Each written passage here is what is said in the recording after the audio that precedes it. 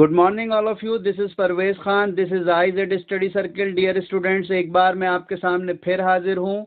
ये चैप्टर है आपका बज़वर्ड का, लेसन नंबर 5 है वेस्ट डिस्पोजल। इसका एक्सप्लेनेशन लेकर एक बार मैं आपके सामने फिर हाजिर हूँ। Hope you are ready to listen the explanation of this chapter. तो स्टूडेंट्स, ये जो चैप्टर है आपका वेस्ट डिस्पोजल, तो जो हमारी वेस्ट थिंग्स हैं उनको कैसे उनका निपटारा किया जाए, कैसे उनसे छुटकारा पाया जाए, कैसे उनको डिस्पोज किया जाए, इस चैप्टर में इसके बारे में बताया गया है। और ये चैप्टर आपका इन्वायरमेंट से रिलेटेड है डियर स्टूडेंट्स। तो आइए चलिए देखते हैं। इस चैप्टर को स्टार्ट करने से पहले यहाँ आपको क्या दिया गया है, इसके एक पेज पहले द एनवायरनमेंट वार्म अप दिया गया है। Look at these pictures, what do they represent. अब यहाँ पे कुछ पिक्चर्स दी हुई हैं नीचे, और ये कह रहे हैं कि व्हाट डू दे रिप्रेजेंट, ये क्या दिखाती हैं, इनसे क्या रिप्रेजेंट होता है। How do these contribute to environmental pollution, और इनका क्या योगदान है एनवायरमेंटल पॉल्यूशन में। डिस्कस इन क्लास, और ये बात आपको अपनी क्लास में डिस्कस करनी है। तो आइए ये पिक्चर्स देखते हैं। देखिए, बहुत सारा ट्रैफिक है जो कि हमारे माहौल को पॉल्यूट कर रहा है। यहाँ पर फैक्ट्रीज का धुआं, और ये देखिए यहाँ पर जो पिक्चर है, ये सारी चीज़ें हमारे एनवायरनमेंट को पॉल्यूट कर रही हैं। आगे देखिए, ये सब जो है, ये सारा कचरा, कबाड़ा, कूड़ा करकट, ये सब क्या है, ये पॉल्यूशन है। हमारे एनवायरनमेंट को सबका सब जो है वो पॉल्यूट कर रहा है। इस चैप्टर के अंदर इसी बारे में डिस्कशन हुआ है। तो चलिए बात करते हैं। यहाँ पर students, waste can be segregated into biodegradable और नॉन बायोडिग्रेडेबल वेस्ट। अब क्या कह रहे हैं कि वेस्ट की दो कैटेगरीज हैं, उसको डिवाइड किया जा सकता है, एक तो बायोडिग्रेडेबल में और एक नॉन बायोडिग्रेडेबल में। बायोडिग्रेडेबल क्या होता है? Biodegradable waste includes all those things that can be easily decomposed by natural agents. Biodegradable वो वेस्ट होता है डियर स्टूडेंट्स जो नेचुरली जो है डिकम्पोज हो जाता है, ख़त्म हो जाता है, अपने आप ही ऑटोमेटिकली मिट्टी में मिल जाता है। The decomposed matter eventually mixes or returns to the soil. तो डियर स्टूडेंट्स, जो डिकम्पोज्ड मैटर होता है, इवेंचुअली यानी आखिरकार, मिक्सेस मिल जाता है, और या फिर रिटर्न्स हो जाता है टू द सॉइल, वापस जो है सॉइल में मिल जाता है। Those materials which cannot be broken down or decomposed by natural agents are labeled as non-biodegradable। और non-biodegradable क्या मैटर्स, कौन से मटेरियल्स होते हैं? नॉन बायोडिग्रेडेबल डियर स्टूडेंट्स वो मटेरियल्स होते हैं जो कि नेचुरल एजेंट्स के थ्रू डिकम्पोज नहीं होते हैं। This kind of waste can remain in the soil for thousands of years. और इस तरह के जो वेस्ट होता है वो हजारों साल तक यानी मिट्टी में पड़ा रहता है। And can be very dangerous for the environment. वो बर्बाद नहीं होता है, ख़त्म नहीं होता है, और एज इट इज़ रहता है, और ये एनवायरनमेंट के लिए बहुत ज़्यादा खतरनाक होता है। अब देखिए यहाँ दिया हुआ है, sort these items into biodegradable B and non biodegradable NB। Sort यानी आपको हल करना है इसको, इन आइटम्स के बारे में आपको बताना है। जो बायोडिग्रेडेबल है वहाँ पे बी लिखना है, यानी कि जो सॉइल में, मिट्टी में मिल जाते हैं, डिकम्पोज हो जाते हैं, उनके आगे बी लिखना है। और जो नॉन बायोडिग्रेडेबल हैं उसके आगे आपको NB लिखना है, यानी कि जो डिकम्पोज नहीं होते हैं और हज़ारों साल तक, सैकड़ों साल तक एज इट इज़ रहते हैं और एनवायरनमेंट के लिए डेंजरस होते हैं, तो उनके बारे में आपको क्या लिखना है? NB। तो आइए चलिए इसको करते हैं। देखिए, न्यूज़पेपर क्या है? ये बायोडिग्रेडेबल है, मिट्टी में मिल जाएगा, डिकम्पोज्ड हो जाएगा। लेफ्ट ओवर फूड, जो खाना बचा हुआ है, वो भी बायोडिग्रेडेबल है। मिल्क पैकेट्स क्या है? वो भी पड़े रहते हैं, NB है, वो नॉन बायोडिग्रेडेबल है। टायर्स भी सैकड़ों साल तक पड़े रहते हैं, वो भी नॉन बायोडिग्रेडेबल है। ग्लास बॉटल्स, जो कांच की बोतलें होती हैं, वो भी नॉन बायोडिग्रेडेबल है। वेजिटेबल पीलिंग्स क्या है? जो छिलके होते हैं वो सब बायोडिग्रेडेबल हैं, मिट्टी में मिल जाते हैं, डिकम्पोज हो जाते हैं पूरी तरह से कंप्लीटली। एनबी रैपिंग पेपर्स क्या है, वो भी एनबी है, नॉन बायोडिग्रेडेबल। वुड स्क्रैपिंग्स, जो लकड़ी की स्क्रैप्स होते हैं वो भी बायोडिग्रेडेबल हैं, और रैपिंग ये इसके ऊपर नॉन बायोडिग्रेडेबल है। पीसीज ऑफ यूज्ड क्लॉथ, ये भी पड़े रहते हैं मिट्टी में, ये भी नहीं गलते सड़ते हैं, एनबी काफी सालों तक, तो नॉन बायोडिग्रेडेबल हैं। रोटेन फ्रूट्स मिट्टी में डिकम्पोज हो जाते हैं, बायोडिग्रेडेबल हैं। पेन्स प्लास्टिक के होते हैं, आजकल वैसे बायोडिग्रेडेबल पेन्स भी आ रहे हैं, लेकिन मोस्टली पेन्स जो होते हैं प्लास्टिक के होते हैं, नॉन बायोडिग्रेडेबल होते हैं। एल्युमिनियम कैंस, ये नॉन बायोडिग्रेडेबल होती हैं। ड्राइड फ्लावर्स, ये बायोडिग्रेडेबल होते हैं। प्लास्टिक बॉटल्स नॉन बायोडिग्रेडेबल है, प्लास्टिक बॉटल्स नॉन बायोडिग्रेडेबल है। पेपर प्लेट्स ये बायोडिग्रेडेबल है। तो इस तरह से ये टेबल आपकी सॉल्व हो गई डियर स्टूडेंट्स। अब आगे चलते हैं। Waste management is about all the activities and actions that are needed to manage waste from its source to its final disposal.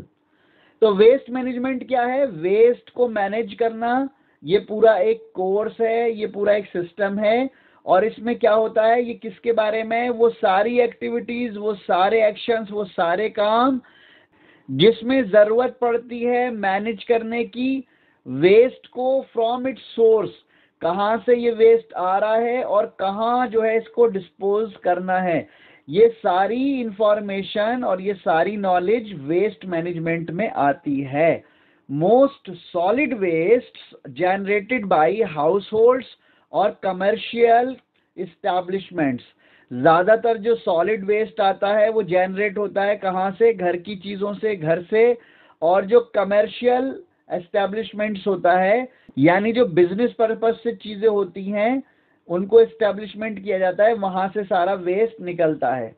And up in landfills, और फिर उसके जरिए से लैंड को फिल किया जाता है, यानी उसको बरीड किया जाता है, उसको दफन किया जाता है। Read this report about one of India's biggest landfills. ये चैप्टर एक रिपोर्ट है जिसको इंडिया के सबसे बड़े लैंडफिल्स के बारे में दिया गया है। While traveling from central Delhi towards Ghazipur, जब हम सेंट्रल दिल्ली से गाजीपुर की तरफ चलते हैं, आगे बढ़ते हैं, the first warning that you get that you are approaching a landfill is the site of circling birds of prey. तो पहली जो वार्निंग हमें मिलती है, पहली जो चेतावनी हमें मिलती है, वो क्या? कि अब आप पहुंचेंगे या अब आप पाएंगे a landfill is the site of circling birds of prey, और वहां पर चिड़ियां सर्किल करके घूमती हुई नजर आती हैं शिकार की तलाश में। Then the mound of waste becomes visible just before you are assaulted by its stench, और जैसे ही आप वहां एंटर करते हैं तो आपको एक बहुत खतरनाक गंध, असॉल्टेड बाय इट्स स्टेंच, बहुत खतरनाक बदबू आने से पहले एक टीला नजर आएगा। You will also see a steady stream of smoke as decomposing waste generates the highly combustible methane gas. और क्या पाएंगे आप वहां पर?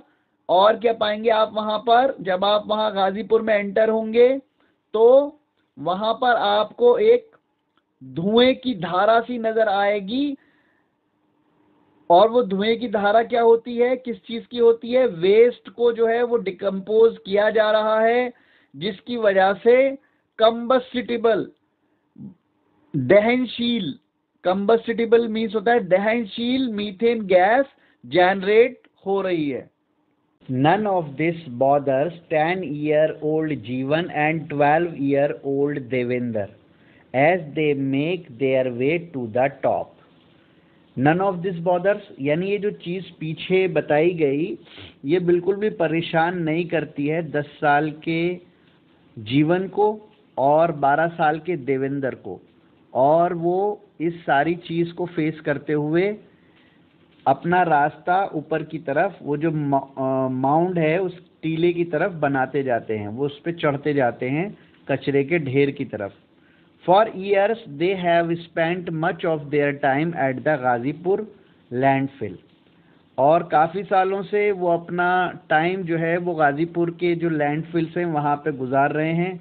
Picking, sorting and selling waste, उनका काम क्या है, कूड़ा बीनने वाले बच्चे हैं वो, और वो वहाँ से पिक करते हैं, उनको सोर्ट करते हैं, चीज़ें मिल जाती हैं सही करते हैं और उनको बेचते हैं without the protection of gloves और mask.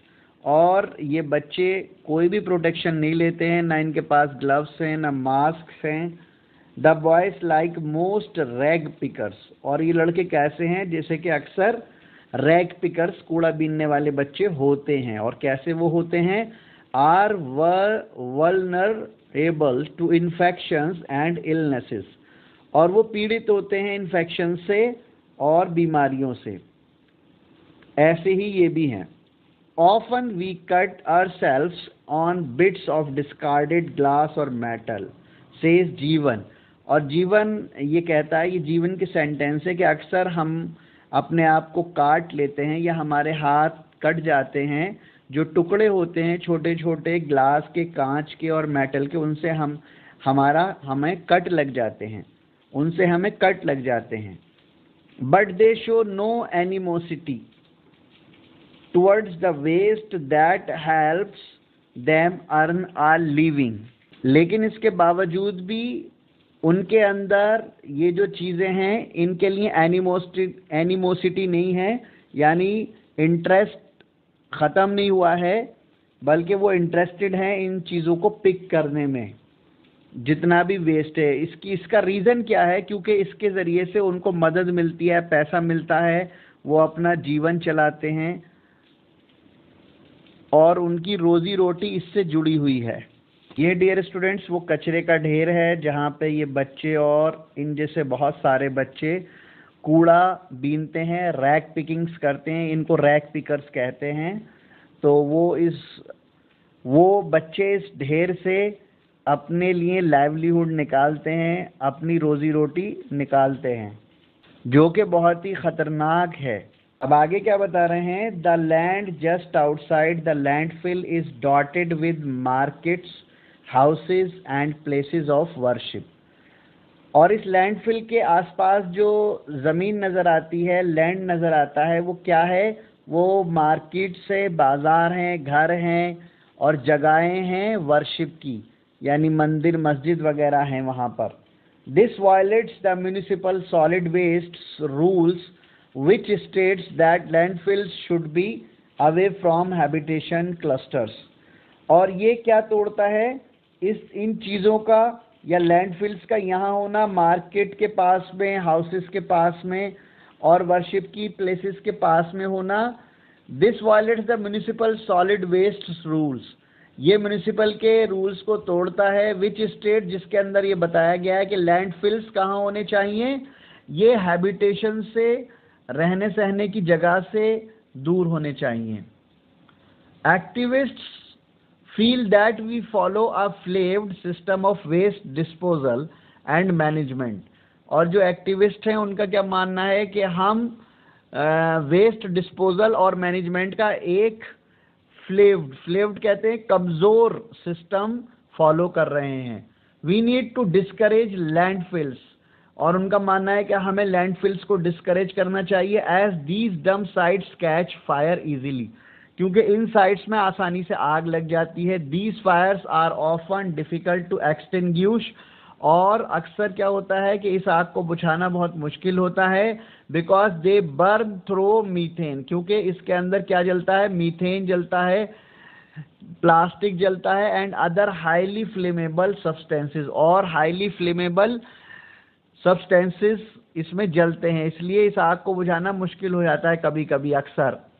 They say that landfilled waste should be compacted and put under soil cover daily so that there is no fear of pollution. तो उनका कहना यह है एक्टिविस्ट का कि लैंडफिल्ड्स के अंदर जो वेस्ट होता है उसको क्या कर देना चाहिए, सबको कॉम्पैक्टेड करके, जमा करके उसको जो है मिट्टी के अंदर दबा देना चाहिए, दफना देना चाहिए। रोजाना ये काम होना चाहिए। इसके जरिए से क्या होगा, नो फियर ऑफ पॉल्यूशन, फिर हम पॉल्यूशन के एतबार से हमें कोई खतरा नहीं होगा, ये एक्टिविस्ट का मानना है। Improper waste management causes problems such as air pollution from burning of wastes both at landfills sites and in open areas. तो dear students, improper waste management क्या है, यानी वेस्ट मैनेजमेंट हमारा प्रॉपर नहीं है, इम्प्रॉपर है, ठीक नहीं है। इसकी वजह से क्या होता है, प्रॉब्लम्स होती हैं, और वो प्रॉब्लम्स क्या होती हैं, हमारी एयर जो है पॉल्यूटेड हो जाती है। किस वजह से, बर्निंग ऑफ वेस्ट, जब वेस्ट को बर्न किया जाता है तो चाहे वो लैंडफिल साइट्स पे किया जाए या ओपन एरिया में किया जाए, इससे हमारी एयर जो है वो पॉल्यूटेड हो जाती है। It also causes pollution of ground water, और हमारा जो ग्राउंड वाटर है वो भी पॉल्यूटेड हो जाता है। वैन लीचेट यानी कि जो वेस्ट को जलाने के बाद यानी कि जो लिक्विड होता है, द लिक्विड रेसिड्यू, यानी जो लिक्विड होता है उसको लीचेट कहते हैं।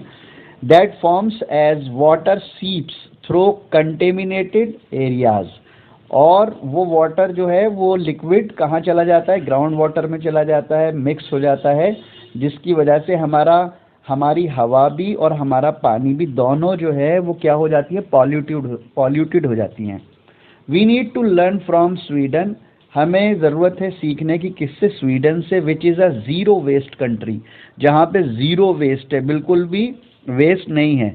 We need to learn from countries like Sri Lanka, और हमें किससे सीखने की ज़रूरत है, श्रीलंका से सीखने की ज़रूरत है। विच इज़ सैग्रीगेटिंग इट्स वेस्ट, जो कि सैग्रीगेट करता है यानी अलग करता है वेस्ट को, और भूटान से सीखने की ज़रूरत है। Where everybody is conscious to not pollute their land, जहाँ पर भूटान के अंदर हर इंसान, हर आदमी वो कॉन्शियस है, अवेयर है कि वो अपनी ज़मीन को, अपने लैंड को पॉल्यूट ना करे। सेस स्वाति सैम्बेल, ये बात कौन कहती है, ये सेंटेंसेस किसने कहे हैं, स्वाति सैम्बेल है, ये वेस्ट मैनेजमेंट की एक लेडी हैं, उन्होंने ये बात कही है। Centre for science and environment, इनका जो रिलेशन है वो सेंटर फॉर साइंस से है और एनवायरनमेंट से है। There is a need to organise awareness programmes for citizens to encourage segregation and recycling. तो यहाँ पे हमें ज़रूरत है कि हम ऐसे अवेयरनेस वाले, जागरूकता वाले प्रोग्राम्स को ऑर्गेनाइज करें सिटीजन्स के लिए, ताकि वो सिटीजन्स को एनकरेज किया जाए उन प्रोग्राम्स के थ्रू कि वो वेस्ट को सेग्रीगेट करें, अलग करें, और रिसाइकिल करने के बारे में उनको बताया जाए। सेग्रीगेशन के बारे में बताया जाए, अलग करने के बारे में बताया जाए, और रिसाइकिलिंग के बारे में उन प्रोग्राम्स के थ्रू बताया जाए। Most activist push for segregation at source and feel a stick set of laws and the fear of penalty is needed to make people कॉम्पली कहते हैं फॉलो। बहुत सारे एक्टिविस्ट का मानना है कि सेग्रीगेशन के लिए क्या करना चाहिए, स्टिक सेट्स ऑफ लॉस, यानी बहुत ही स्टिक रूल्स बनाने चाहिए ताकि लोगों को पेनल्टी का डर हो, उनको पनिश किया जाए, पेनल्टी लगाई जाए उनके ऊपर, जिसके डर की वजह से लोग जो हैं वो उसको फॉलो करें। द स्वच्छ भारत मिशन, द स्वच्छ भारत अभियान और clean India mission is a campaign in India that aim to clean up the streets, roads and infrastructure of India's cities, smaller towns and rural areas। तो स्वच्छ भारत अभियान क्या है और क्लीन इंडिया मिशन क्या है, ये एक कैंपेन है, अभियान है, इंडिया में जो चलाया गया है, शुरू किया गया है, और इसका एम क्या है, इसका टारगेट क्या है, क्लीन अप करना है स्ट्रीट्स को, सड़कों को, रोड्स को और इंफ्रास्ट्रक्चर को, इंडिया के सिटीज़ के इंफ्रास्ट्रक्चर, रोड्स और स्ट्रीट्स को, स्मॉलर टाउन्स के और रूरल एरियाज़ के। इसके ज़रिए से टाउन में, गांव में और शहरों में सब जगह क्लीन इंडिया मिशन चलाया जा रहा है इस अभियान के अंतर्गत। The campaign was officially launched on 2 अक्टूबर 2014। और ये जो अभियान है ये कब लॉन्च किया गया था, ऑफिशियली लॉन्च हुआ था ये 2 अक्टूबर 2014 में। The 145 birth anniversary of Mahatma Gandhi at Rajghat. और ये अभियान महात्मा गांधी की 145वीं बर्थ एनिवर्सरी पर स्टार्ट किया गया था न्यू दिल्ली में राजघाट पर। It is India's largest cleanliness drive to date with people from all parts of India participating in the drive. और इस अभियान को चलाने के लिए बहुत सारे लोग इसमें कंट्रीब्यूट कर रहे हैं, पार्टिसिपेट कर रहे हैं। The mission aims to achieve a Swachh Bharat bye 2019। और मिशन क्या है? मिशन का जो एम है वो क्या है कि हमें इस कैंपेन को अचीव कर लेना है, यानी इस बात को अचीव कर लेना है 2019 तक। As a fitting tribute to Mahatma Gandhi on his 150th birth anniversary. और इसको इस तरह से फिट किया गया है कि ये महात्मा गांधी के लिए एक ट्राइब्यूट होगा उनकी 150वीं बर्थ एनिवर्सरी पर। People from different sections of the society have come forward to join this mass movement of cleanliness. और लोग जो हैं अलग अलग सेक्शन से, सोसाइटी के अलग अलग सेक्शन से आगे आए हैं इस अभियान को ज्वाइन करने के लिए और इस मूवमेंट को ज्वाइन करने के लिए, जो कि क्लीनलीनेस के लिए चलाया गया है। From government officials to soldiers, यानी सरकारी कर्मचारियों से लेकर सिपाहियों तक, सोल्जर्स तक, बॉलीवुड एक्टर्स से लेकर टू स्पोर्ट्स पर्सन, जो स्पोर्ट्स पर्सन हैं, खिलाड़ी हैं, उन तक, इंडस्ट्री के लोग भी हैं और नेता भी हैं, have all lined up to take on this challenging task. हर कोई लाइन में लगा हुआ है इस चैलेंजिंग टास्क को लेने के लिए और इसको पूरा करने के लिए। They help by organising cleanliness drives and launching awareness campaign on hygiene. ये सब लोग मिलके क्या करते हैं? क्लीनलीनेस को ऑर्गेनाइज करते हैं और हाइजीन पर अवेयरनेस कैंपेन को लॉन्च करते हैं। The website my clean India highlights the cleanliness work carried out by citizens. और इसके लिए एक वेबसाइट भी प्रिपेयर की गई है जिसका नाम है क्लीन इंडिया। वो हाईलाइट्स करती है उन सारे कामों को जो इंडियन सिटीजन्स के थ्रू किए गए हैं। Swachh Bharat has been receiving tremendous support from the people. और स्वच्छ भारत जो अभियान है इसको रिसीविंग हो रहा है बहुत सारा सपोर्ट लोगों की तरफ से। Taking the broom to sweep the streets, cleaning up the garbage, focusing on sanitation and maintaining a hygienic environment have become a practice। और इसमें क्या है? झाड़ू का लेना, झाड़ू का लगाना, सड़कों को साफ करना और गार्बेज को हटाना, साफ करना और सैनिटेशन पे यानी स्वच्छता पर फोकस करना और इन्वायरमेंट को हाइजीनिक बनाना, मेंटेन करना, ये सारे काम इस प्रैक्टिस के थ्रू किए जाते हैं, यानी कि ये सारे काम इस अभियान के थ्रू किए जाते हैं। The people of Maharashtra's Nevadi village had faced the massive scarcity of clean water in the past. अब क्या हुआ डियर स्टूडेंट्स के जो महाराष्ट्र के एक नेवलेवडी विलेज के लोग हैं उनको बहुत ज़्यादा यानी कि बहुत बड़ी प्रॉब्लम का सामना पड़ा, उनके गांव में पानी की कमी हो गई। But now the village has an abundance of water, लेकिन अब वहाँ पर पानी अवेलेबल है। The people got together and built a 35,000 litre water tank and installed water pipelines. सब लोग मिलके इकट्ठे हुए और उन्होंने एक 35,000 लीटर का वाटर टैंक प्रिपेयर कराया और उसके बाद वाटर पाइपलाइंस इंस्टॉल्ड करा दी। The villagers also cleaned up the surroundings, और लोगों ने अपने गांव के सराउंडिंग्स को भी साफ किया, क्लीन किया। इंस्पायर्ड बाय द स्वच्छ भारत मिशन, स्वच्छ भारत मिशन जो चलाया गया उससे इंस्पायर होके द विलेजर्स इन थ्रीशुर पुजक्कल केरला का एक विलेज है, वहाँ के लोगों ने क्या तय किया? Decided to tackle the huge garbage dumps in their area, यानी उनके एरिया में जो गार्बेज डंप है उस प्रॉब्लम को किस तरह से सॉल्व किया जाए, उन्होंने ये डिसाइड किया। They put a proper waste management plan in place, उन्होंने प्रॉपर वेस्ट मैनेजमेंट का एक प्लान वहाँ पे लगवाया।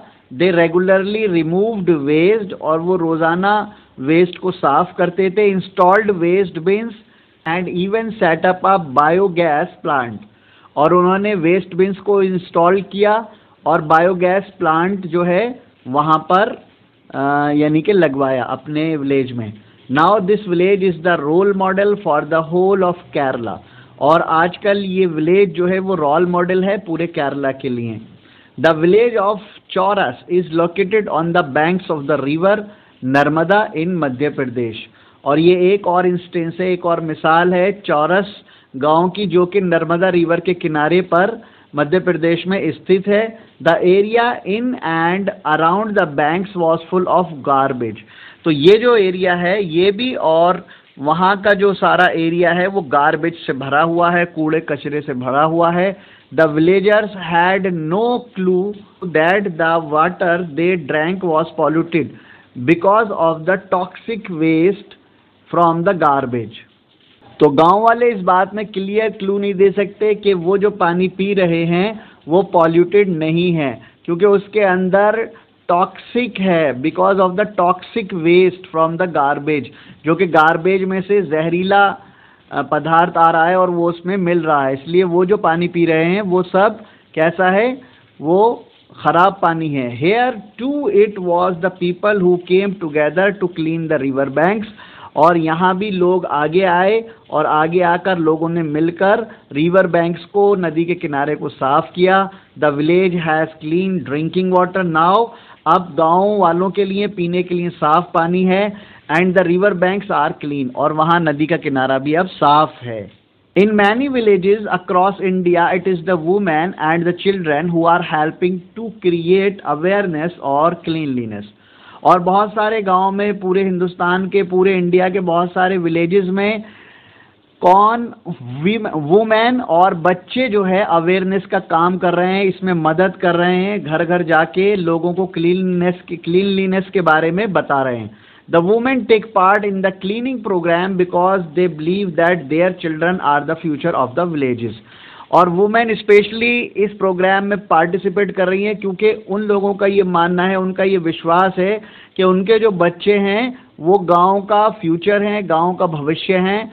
And that as mothers it is important for them to set an example. और जैसा कि वो माएँ हैं, इसलिए ये उनकी रिस्पॉन्सिबिलिटी है कि वो इसमें बढ़ चढ़ के हिस्सा लें और एग्जाम्पल बने सबके लिए। Students in primary schools are taught the importance of cleanliness and they, और जो प्राइमरी लेवल के स्टूडेंट्स हैं उनको भी क्या पढ़ाया जा रहा है, क्लीनलीनेस की इम्पोर्टेंस के बारे में बताया जा रहा है। And they in turn spread the message to their families, और उनको पढ़ाया जाता है इसके बारे में और वो इस मैसेज को अपनी फैमिली तक पहुंचाते हैं। द ऑब्जेक्टिव ऑफ स्वच्छ Bharat also include eliminating open defecation through the construction of individual and community own toilets. तो स्वच्छ भारत अभियान के अकॉर्डिंग क्या किया जा रहा है, कंस्ट्रक्ट कराए जा रहे हैं, बनवाए जा रहे हैं, टॉयलेट्स बनवाए जा रहे हैं कम्युनिटी के अंदर, गांव-गांव में, शहर-शहर में, जहां भी लोग खुले में शौच करते हैं उनको इससे रोका जा रहा है, और हर घर में टॉयलेट्स की फैसिलिटी अवेलेबल कराई जा रही है। ये भी स्वच्छ भारत अभियान के अकॉर्डिंग हो रहा है। In the Jahanabad district of Bihar, Bihar का जो जहानाबाद डिस्ट्रिक्ट है, nearly 14,000 women brought about a social change by coming together to clean up their surroundings and convincing villagers to build toilets. तो तकरीबन 14,000 वुमेन ने, औरतों ने मिलकर क्या किया है, एक बहुत बड़ा सोशल चेंज वहाँ पे आया है। ये सब लोग एक साथ इकट्ठा हो गई हैं, इन्होंने अपने सराउंडिंग्स को क्लीन किया है और लोगों को कन्विंस किया है, विलेजर्स को कन्विंस किया है कि इसलिए टू बिल्ड टॉयलेट्स, कि वो टॉयलेट्स बनाएं, अपने अपने घरों में टॉयलेट्स बनाएं। The residents of Rajasthan, Chittorgarh, Bhilwara and Udaipur districts now have individual toilets in their homes. और राजस्थान के जो रेसिडेंट्स हैं, चित्तौड़गढ़ के, भीलवाड़ा के और उदयपुर डिस्ट्रिक्ट के ज़िले के, यहाँ पर भी इन लोगों ने अपने अपने इंडिविजुअल टॉयलेट्स अपने घरों में बनाए हैं। The collective effort by the people has resulted in more than 3,000 toilets in Coimbatore. और कलेक्टिव एफर्ट यानी सब लोगों की मेहनत से क्या हुआ है, इसका रिजल्ट ये निकला है, तकरीबन कोयम्बटूर में 3000 टॉयलेट्स बनाए गए हैं, बल्कि 3000 से भी मोर देन 3000 से भी ज़्यादा टॉयलेट बनाए गए हैं तमिलनाडु में जो कोयम्बटूर है वहाँ पर। In Haryana the importance of building toilets was spread through billboards, posters and radio advertisement. और हरियाणा में टॉयलेट्स बनाने की इम्पोर्टेंस मुस्तकिल बताई जा रही है, और इस बात को किस तरह फैलाया जा रहा है, एडवर्टाइजमेंट बोर्ड्स के थ्रू, पोस्टर्स के थ्रू और रेडियो पर एडवर्टाइजमेंट देकर इस बात को लोगों तक पहुंचाया जा रहा है। By inviting people to participate in the drive, the Swachh Abhiyan has turned into a national movement.